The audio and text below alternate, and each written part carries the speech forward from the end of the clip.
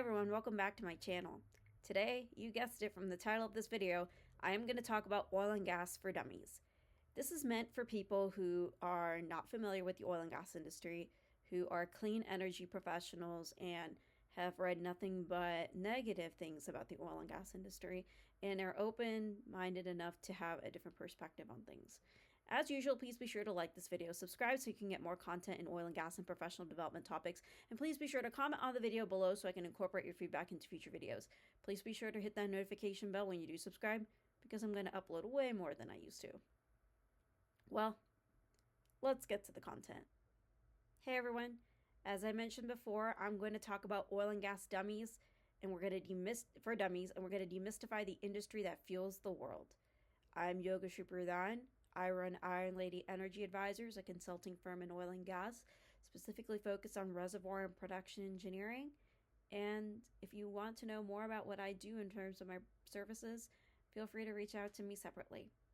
But I want to go ahead and start talking about oil and gas for dummies and start going on the whole life cycle for oil and gas, not just for oil and gas wells, but for the oil and gas industry, just following the oil and gas molecule, where it goes from upstream to downstream, and the opportunities that you can have in the industry.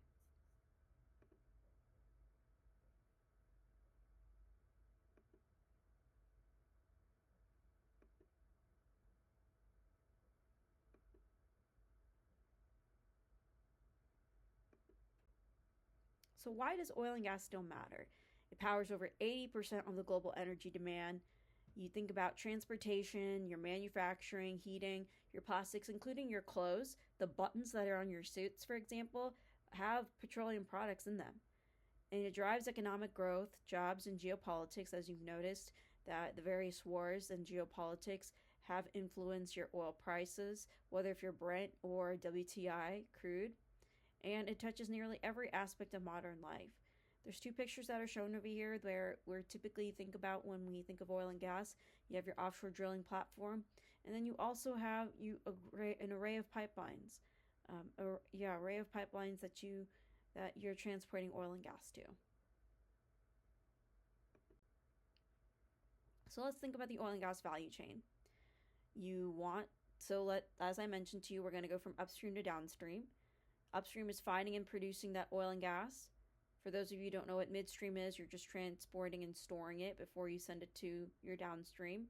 And downstream is where you're refining and selling products. Each segment has a unique role, risk, and rewards, which we'll go more into detail too.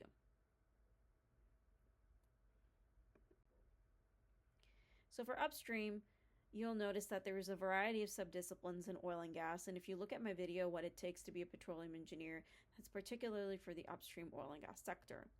So for upstream, you'll notice that geologists have identified underground reservoirs, and then drilling rigs create well bores to access hydrocarbons. Then you complete the well, so hydraulic fracturing unlocks the tight rock formations, and then you produce the well. All in all, this is known as horizontal. An example of this is horizontal drilling, and horizontal drilling increases the efficiency and reach. So you'll notice that there's two pictures that are shown over here, one for a vertical well and one for a horizontal well. The horizontal well, you'll notice that when you stimulate the lateral portion of the horizontal well, you access more reservoir as opposed to a single point when you drill a vertical well, I should say. And then the hydraulic fracturing component, you'll see how the stimulation is happening whenever you are stimulating the lateral portion of the well, where you're stimulating and getting more access to one particular reservoir, the one particular strata of the reservoir. So now let's talk about midstream. So this is about moving the molecules. The most safest way and the most efficient is your pipeline. And you'll notice from the picture on the right, there are pipelines of all sorts where you have refine, you have compressor, or you have CO2, and then you have natural gas and you have crude. So this just gives you from the API website all the pipelines that are there. And then you have rails and trucks. Rails and trucking is also another way for midstream, but it's flexible and costly. And then you have storage hubs, which they balance supply and demand. So that's where you have Cushing, Oklahoma for your WTI. So you have key players that are focused on the midstream, which is Kinder Morgan, EnLink, and Enterprise, and these are not narrowed down. These are not inclusive of everything. There's many more key players that you can think about. And if you live in a country outside the United States, you can imagine more midstream players. So now let's look at downstream, which is refining and products. This is where you convert crude into usable fuels. And then you have products such as gasoline, diesel, jet fuel, asphalt, and petrochemicals. In petrochemicals, you have plastics, fertilizers, and pharmaceuticals. The picture on the right, you'll notice, is that you have the refinery flow chart. And then you have your fractioning tower of all sorts of products that you can get. From the vapor recovery, and then ultraforming, you can get ultraforming, and then you have the alkylation process, and that all can go to gasoline, and then gas for fuel and chemicals. When you have catalytic cracking, and when you have coking, that also moves all the way to gas for fuel and chemicals. And then you also have dewaxing, grease manufacturing, treating and blending, and that could lead to heating and diesel fuels, industrial fuel oil, waxes, lubricant oils, greases, petroleum coke, and asphalts.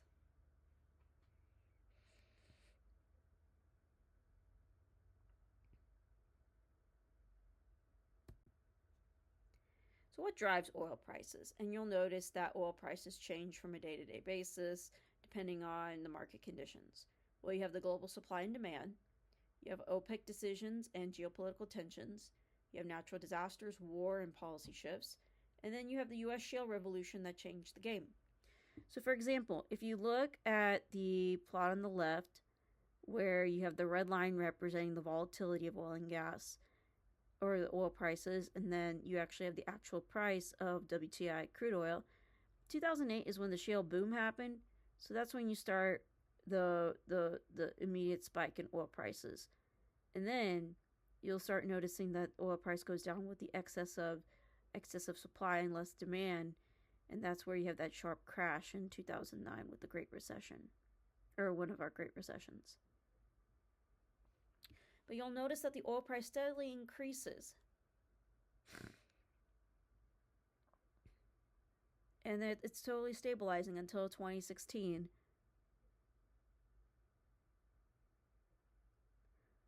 When you have an excess of supply and a lower of demand.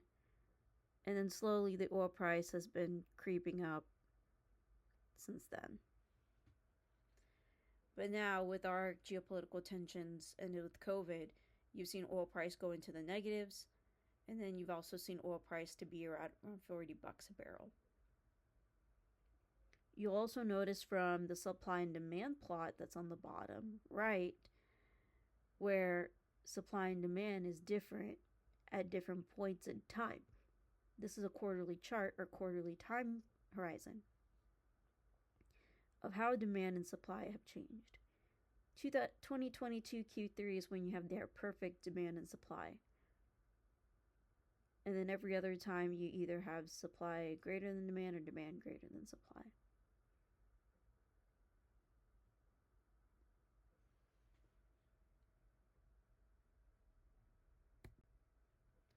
So now let's talk about environmental and social impact. You got emissions, CO2, methane, and flaring. You have water use, land footprint, and community impact. For industry responses for emissions and for usage of water, where do we put our water? You got carbon capture, utilization, and storage. You have ESG, and then you have methane monitoring. And then you have saltwater disposal modeling as well to figure out where exactly you want to inject and not cause any induced seismicity. And then you have regulatory frameworks that are evolving rapidly based on events that are happening around the globe, especially with methane emissions and especially with induced seismicity due to saltwater disposal injection.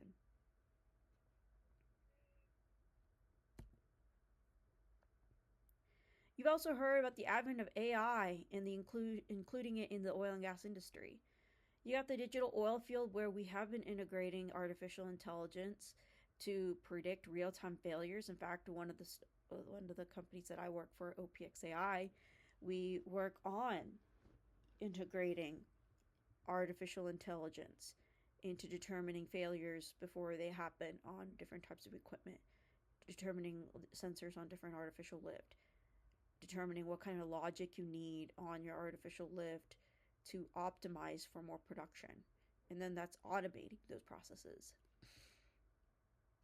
You have new frontiers in renewables that you can use oil and gas knowledge on, especially with the advent of energy transition. So just geothermal, hydrogen, and biofuels. So our role in the energy transition is balancing reliability with decarbonization. And one thing I want to keep everybody in mind is that collaboration across sectors is key. It's not that one renewable resource is going to do better than fossil fuels. It's going to take some of the technology that we have learned to extract fossil fuels or to extract oil and gas and apply it to some of our renewable resources, especially with geothermal and hydraulic fracturing, for example. There are plenty of careers and opportunities in oil and gas. I don't want anyone to feel that they don't have an opportunity in the oil and gas industry. You got engineers, geologists, data scientists, and field operators. You have high-paying, global, tech-driven roles. You have opportunities. There are growing opportunities in sustainability policy and innovation. And then last but definitely not least, you have diversity and inclusion efforts gaining traction. There are several books on oil and gas and diversity and inclusion. Gaslighted is a definite book that I suggest you guys to read. In fact, I have a book review on that in one of my YouTube videos if you go through some of my YouTube videos over the past few years.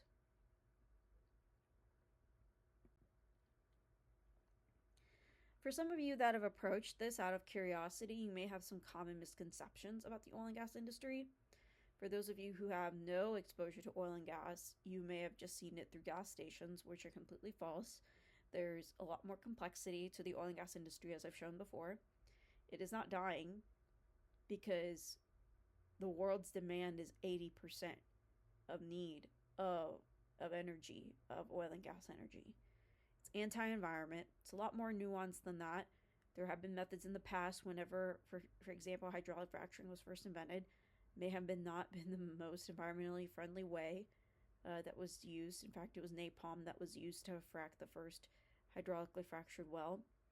And with that being said, now there are safer, more sustainable ways that we're trying to find on a day-to-day basis that makes it a priority to protect our environment as we are safely producing oil and gas barrels. And it's not only for engineers. There are many roles beyond technical. There are people that are focused on policy. There are people that are geologists. There are people that are technical writers.